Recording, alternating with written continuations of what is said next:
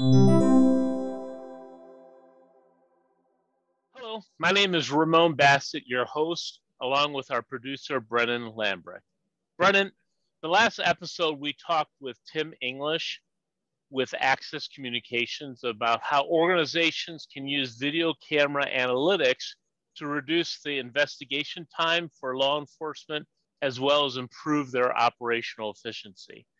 Today's topic is about the Illinois Safety Act that becomes effective January 1, 2023, and what that means for businesses, such as the new expectations for law enforcement response, their new responsibilities as business owners, what technology is available to protect them, and who in the Illinois government that they can reach out to express their concerns with the new act. That's right, Ramon. The clock is ticking, and very soon it will be January 1, 2023.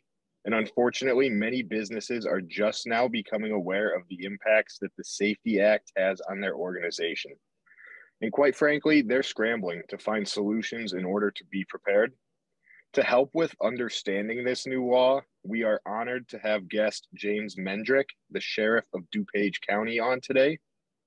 Ramon, Sheriff Mendrick and his office is responsible for protecting and serving the unincorporated areas of the county with a population of about 104,000.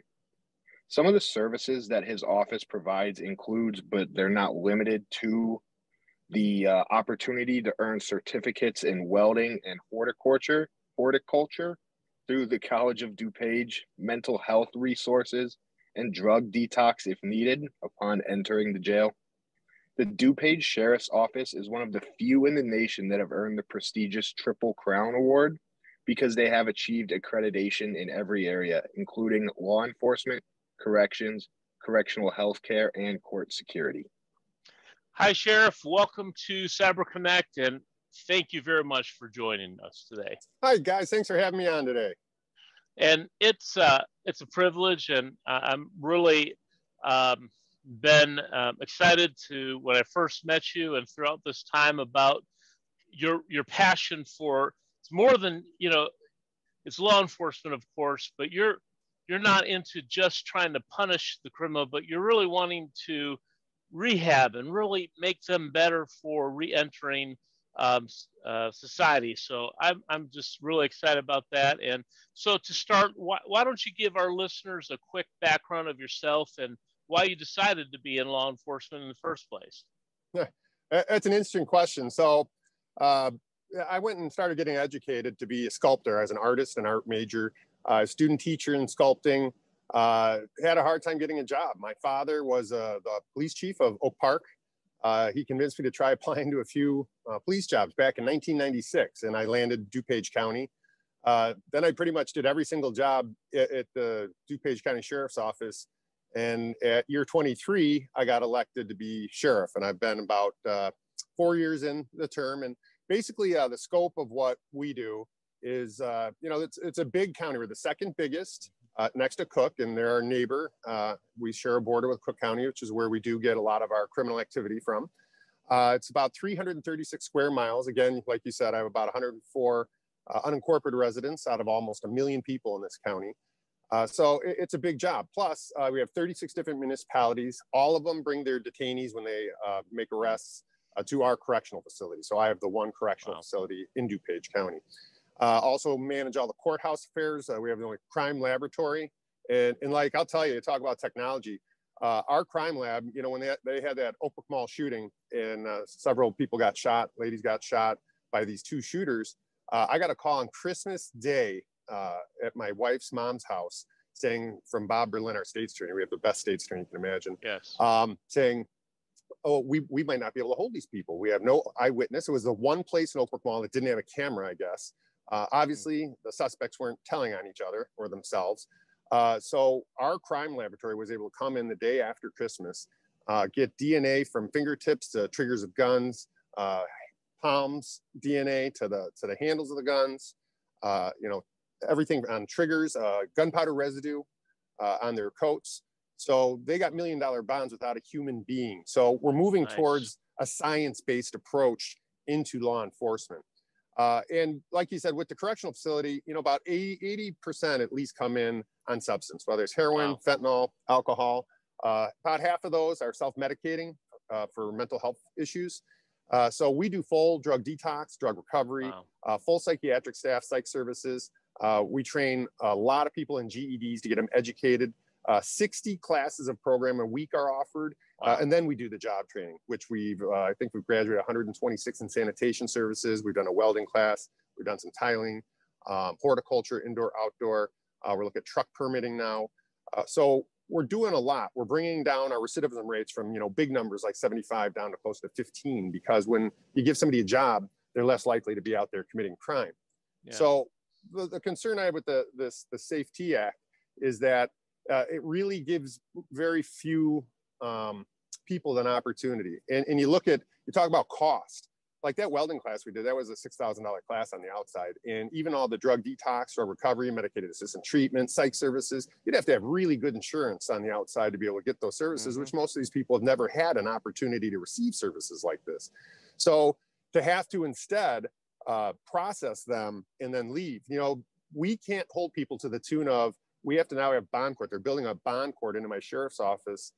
So we can have bond court on weekends and holidays. So every single weekend and holiday will now staff bond court because we have to have that available every single day. So when we're not giving them an opportunity and we're going to process them and release them when they're still potentially on substance, instead of doing a rehabilitative service, it's very concerning to me. Yes, that's when I heard that, it just was troubling to see that impact on individuals, both those that have been detained and those that are in the business world. So could you describe to it what is the Safety Act and what are the main troubling factors that will become reality January 1?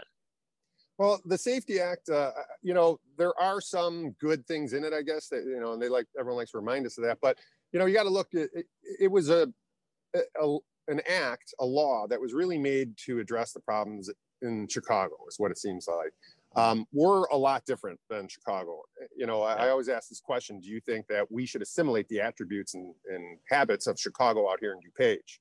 I've never heard anybody say yes before. So, it tells me that we're doing it the right way out here. They would probably benefit to be more like us, to be honest. Yeah, right. But anyway, this law affects all 102 counties in the state, not just Chicago. So even the training, like they say, CIT training is required in the academy. Well, when they did their standards, we're trained the trainers on CIT. I have 500 employees. I don't have one use of force complaint in 4 years on one deputy. So that's because of the CIT training. But we're going to have to pay for it extra in the academy, but it's a half measure. It's half the class that we teach. So when they get out, I'm not going to lower my standards. So I got to retrain them in that class all over again. So it's actually redundant because we're that far ahead of this act. We were already doing all of this stuff that they're trying to achieve. But honestly, we're doing it better. And our curriculums are extensive. I have VR training where you can put on a virtual reality helmet and feel what it feels like to be autistic or schizophrenic, get to feel what it's like to almost jump off of a big structure and feel the endorphins and adrenalines. And then after experiencing that, hearing the voices in your head, then it switches and you're the policeman dealing with that exact subject. And obviously, you guys are tech guys, casting is everyone can watch it, assess it. And then you can really train. And let me tell you, pull a guy off the street, 45 minutes of training doesn't cost you a dime in overtime that way. You'll get more out of that 45 minutes of actually experiencing these attributes of mental health disorders. And you'll get more than 100 hours in a classroom reading about it, feeling it. And it's another way. It's another way to use technology to do this. But what we're afraid of is that a lot of this with the act, it's going to, it's going to be a big issue for businesses. I mean, we're looking at, if you want to move over to the part now where we talk about another section of this act that I find troubling. Probably the most troubling. Everyone's saying, murderers and rapists can go free. And yes, technically, you have to be a named threat to a specific person to be held. That's how it reads. So there's a wide berth there. But I'm trying to not be an alarmist on something we're not sure of and haven't completely pinned down yet. What I've been there for 26 years. I look at the guy in the patrol car and what challenges he or she is going to have completing those calls for service. So shall issue a citation for B and C misdemeanors is exactly how it reads. And shall is the most compelling legal word. It's not a may, it's not a can. Right. There's no ifs, it's shall. And citation means non-custodial. I can't touch you. It's a ticket. Shall issue citation for Class B and C misdemeanors, which is trespass, criminal damage to property, phone harassment, internet harassment, disorderly conduct, stuff like that. So when it says shall issue citation, if I touch you after the citation, now I violated your Fourth Amendment. I've seized you. I've stopped your motion, and I shall issue citation. I'm going too far now. Now I'm suable if I touch you. So we would have to, like, say, for if someone's swimming in your pool, sleeping on your lawn, sleeping in a shed, in a bar or restaurant, if they're not committing some other crime and it's just trespass, I'm cold and I don't have anywhere to go, we can write a ticket and then we have to walk away from that situation. And, you know, that to us is scary. It's causing mass exodus. I'm 30 positions down at the sheriff's office, and most of the deputies retiring are saying they're doing it to beat this January 1st date where they believe our profession, you know, anonymous complaints, that's another one. People just anonymously, you know, can't even face your accuser anymore as a policeman. Somebody complain against you and you're going to get investigated without a signature of a person, even an accuser face. So that's driving a lot of people out. And then you go back to these B and C misdemeanors, you know, that's a hard thing for a policeman to adjust to. That, no, ma'am, I can't do the job I usually do. And that's why I'm out here talking. Just so you know, I'm unopposed. I don't have an election. So this is not anything political for me. It's, I live in this county. I'm worried about the safety as much as anybody else raising a family in DuPage County. And I don't want to be more like Chicago. I just don't. And that is a style of how they do it. How about this? We arrest people out here lately, and this goes to show you where it's going. We'll arrest people for burglary or car burglary, and they'll say, you can't arrest me on this. And we're like, you're in DuPage. You go to jail for this. Then they will actually weep. A lot of them will weep and cry because they're that surprised that they're actually going to jail. They didn't believe it. They thought, because of how it happened before in Cook County over and over, they always got let go. When they don't get let go here, it's a big shock. Like, wow, they're actually enforcing the laws over here. So, you know, you got to look at what that puts on the citizen. So now take a citizen or a business owner. Are you going to remove the person who's trespassing yourself? And if you are now, okay, are you going to touch them?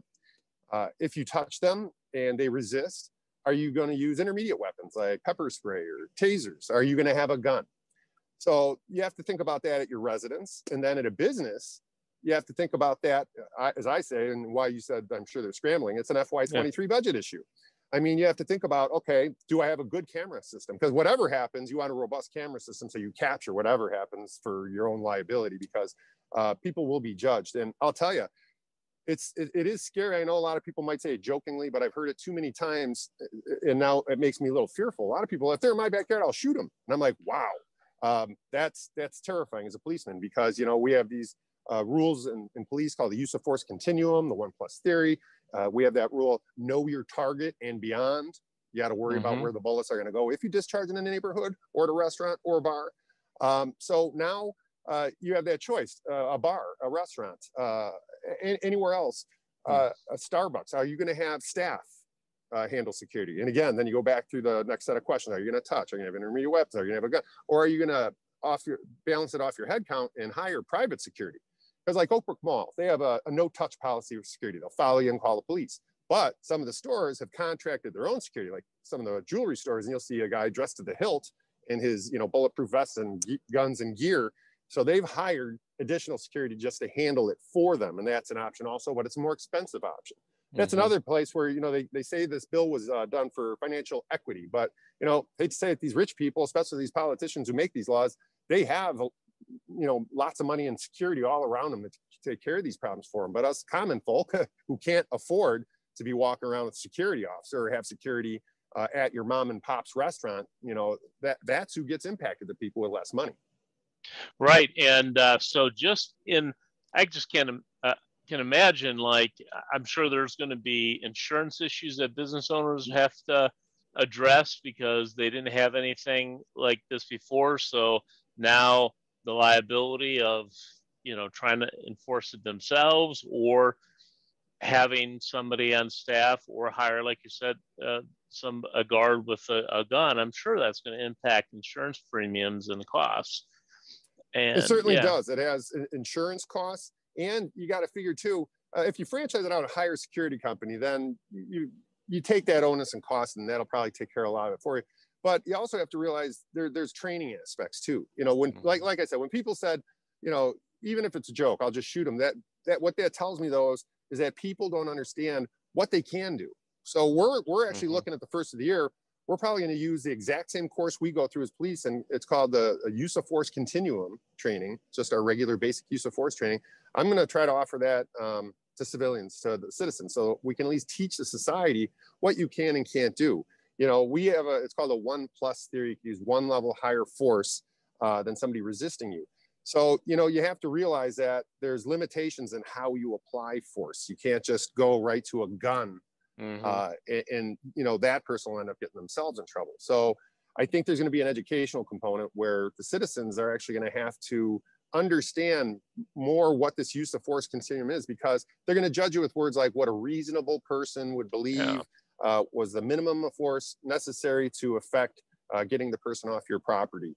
And, you know, they'll always use words like that, you know, minimum of force, reasonable man, force that would have stopped you from harming someone or yourself. You know, it's all those unstatic factors that'll determine who's at fault in a use of force. Yeah, those ambiguous words, yet they put shall in there for what you have to do, but everything else is the reasonable. Well, who makes those determinations? And so you hit it right on the head. It's going to put a lot of power into the judge's hands, which, you know, for some it might be good, for some maybe not. But I will say you're giving near omnipotence in decision making for some of these judges. And I just, you know, even my position, I'm a person who doesn't like power. I think we should be small government. I should only be in your life if you call me and want me in your life, and I'm doing a service for you. Other than that, I don't believe in big government. So now January 1st, obviously dead of winter and going to be cold. So describe to me what you have to release people back out as part of the Safety Act. So if they get arrested or are in jail January 1, then they're going to want to go and find warmth. Describe a little bit what you are required now have to do unless this law changes. So what my fear is, I mean, this could be a force multiplier, and I would be very concerned, especially for Wheaton, particularly just because that's where our correctional facility is, and we don't take people back to where they were arrested. They just leave the facility in Wheaton. So this part is kind of unclear how many or who I'll have to let go. I mean, it could be a handful, it could be a couple hundred. It's going to all be based on the population that we have at the time, because it's obvious my population is transient. We'll be able to tell when we get closer who's going to be on board during January 1st. And every single case is going to have to be gone through with the state's attorney and the chief judge's office to determine who I can hold, who I can't. And that day, we'll have bond court on New Year's Day. So think about it. We won't be able to arrest on trespass. We'll potentially be letting people out of our correctional facility.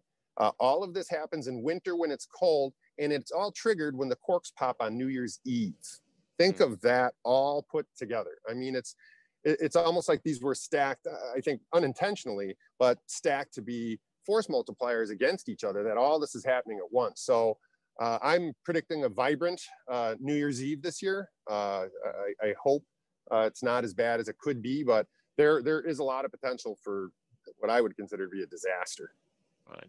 And so very much possible, since it's so cold, people can just go into a restaurant or a grocery store and just camp out there. Yeah, you know, I think, yeah, see, and that's why my focus is what I would call the routine calls for service. So again, I was a patrolman for, better part of 26 years now, a quarter century of experience. And I have handled, I don't know how many hundreds of trespass calls. I could solve a trespass call almost every single time. In fact, I rarely remember any arrest or trespass. It'd be, hey, if you don't leave, this person's going to sign a complaint on you, and I'm not going to have any choice but to arrest you. It's my decision's taken out of it. If they sign, I have to. I don't want to arrest you. But if you fight with me, you're going to have all these other charges. But if you just leave the property, you're not going to get in any trouble. And boom, that's how policemen solve trespass now. Now it's going to be, and that's why people, they're like, oh, what? Well, you can still arrest them if they're this. Well, no, not if there's not another crime. The biggest one you're going to have is I'm cold. I'm taking a bath in Starbucks sink. I'm dirty. I'm cold. I don't want to leave. It's closing time. I'm in the library. I'm going to stay here overnight. It's too cold out. I'm going to be, passed out sleeping in lobbies.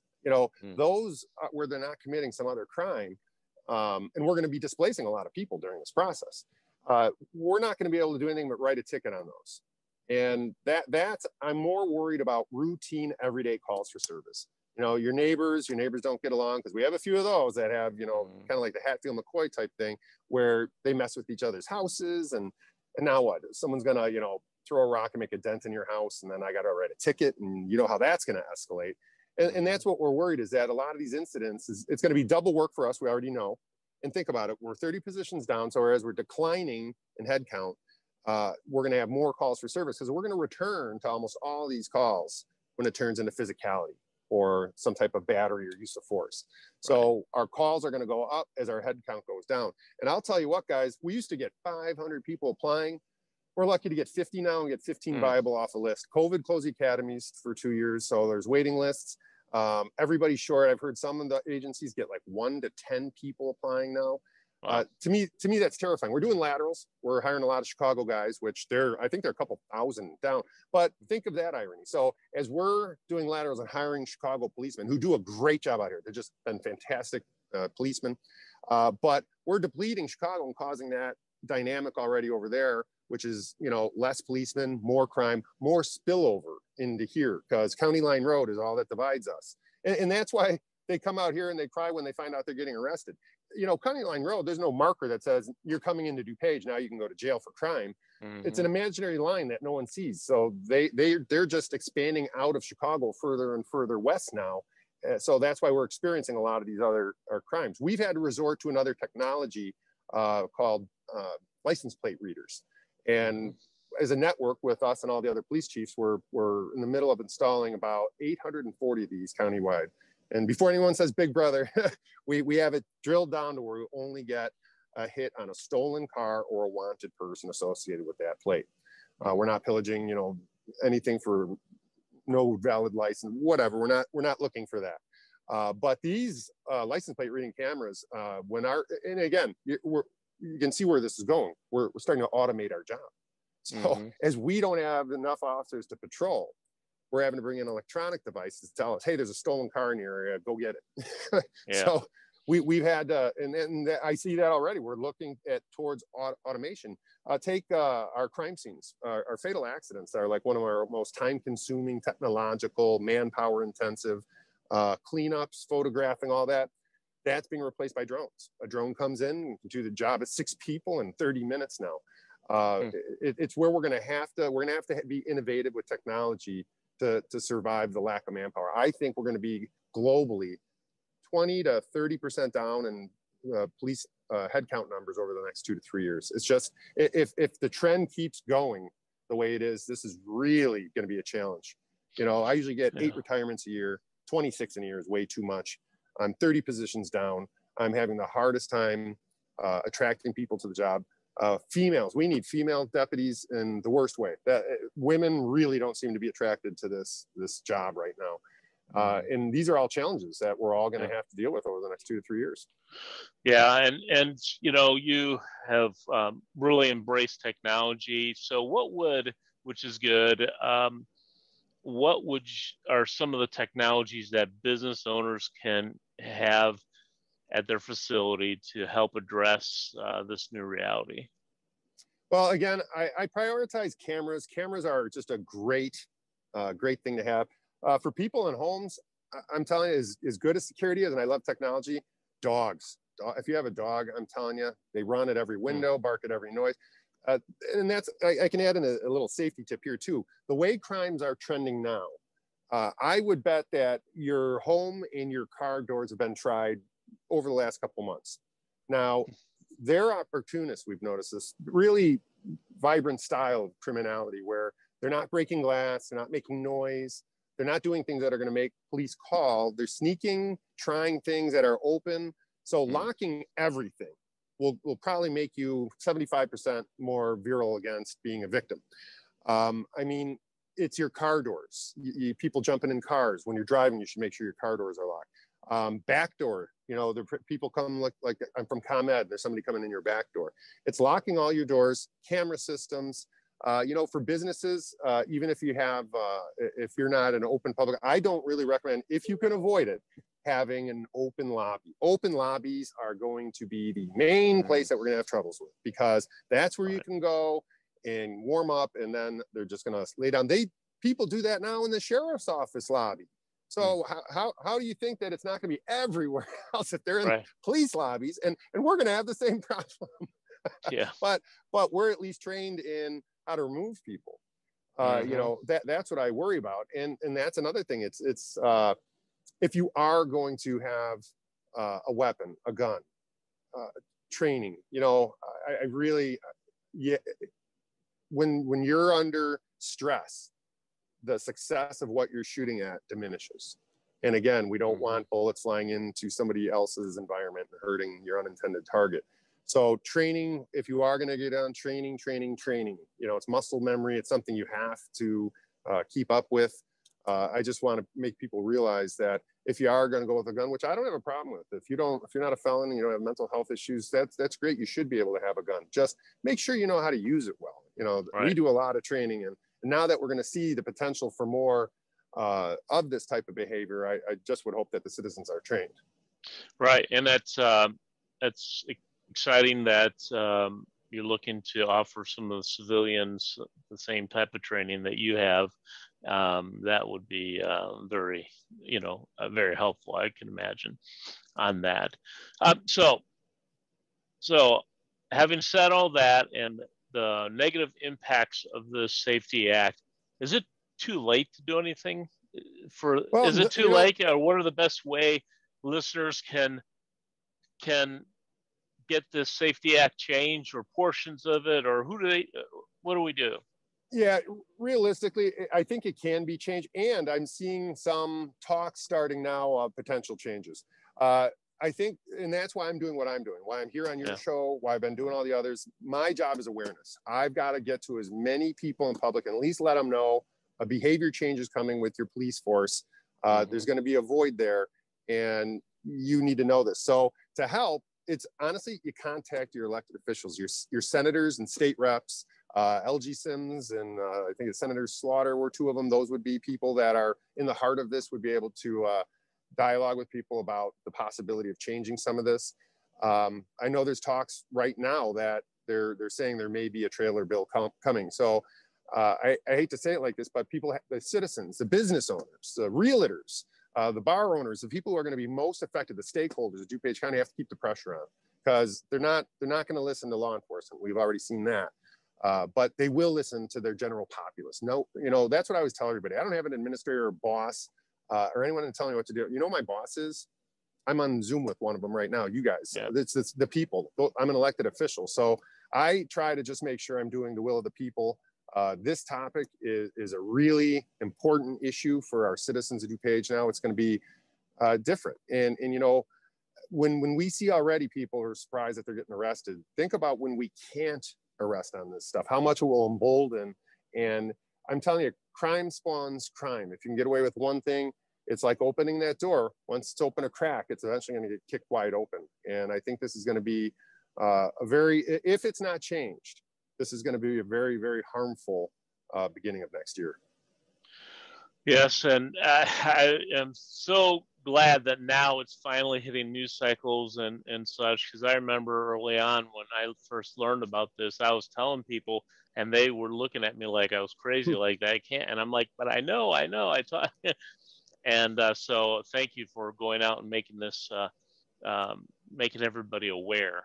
Yeah, and I want to, and this is another way I like to validate. I wish I had it on me. I would have stuck it in the camera. But what people think that it sounds so preposterous that it couldn't possibly be true. That's actually what a lot of people, and what took us time to actually soak that through.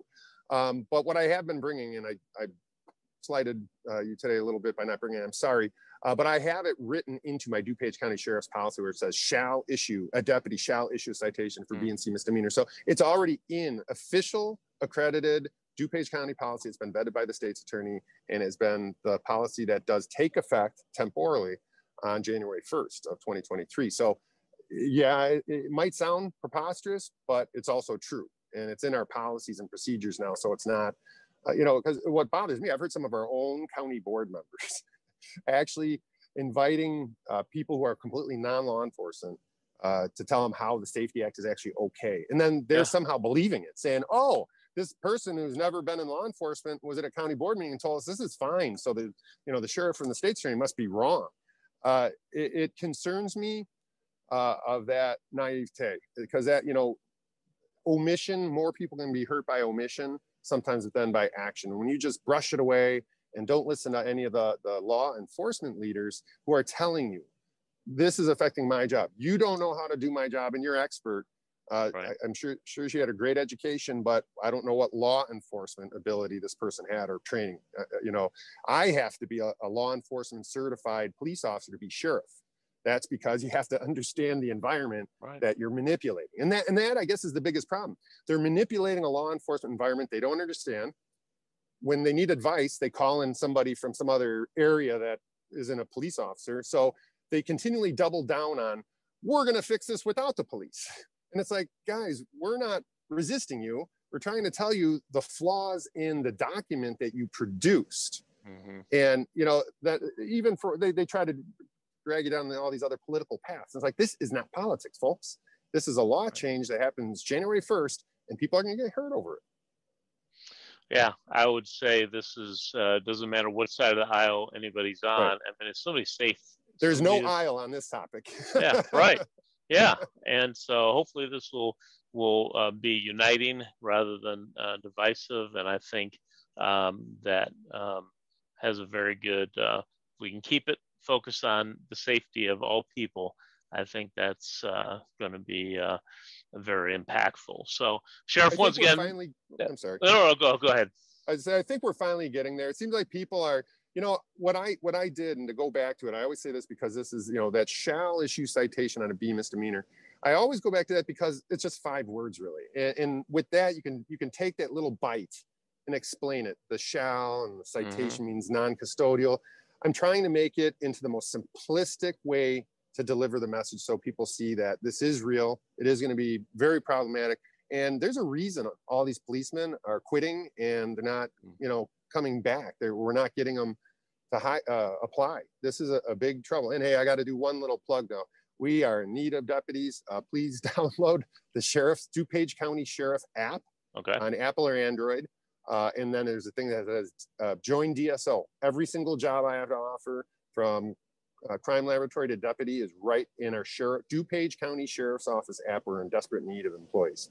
Yes, definitely. And I really agree with you that if somebody's interested, this would be the great time to work for a great department and great sheriff on that. We desperately need that.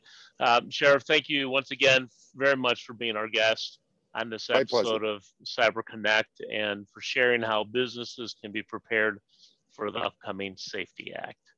My pleasure. Thank you for having me on your show. All right. Well, please check out the website for Current Technologies, our signature sponsor for the Cyber Connect podcast, at www.getcurrent.net. If you are concerned that your business is not ready from a security standpoint due to the ramifications of the Safety Act, reach out to me. We can have a conversation. And if it makes sense, we can schedule a site visit to where we can look at your facility, video camera wise, access control wise, that open lobby, and make some recommendations that will help you stay safe during this time. You can reach me at 630-317-5657 or email me at rbassett@currenttech.net. You can also enjoy my weekly technology videos by following me on LinkedIn and YouTube at #ITYouCanThriveOn. As I say goodbye, I want to thank our producer, Brennan Lambrick, and our sponsor, Current Technologies. Until next time, be safe.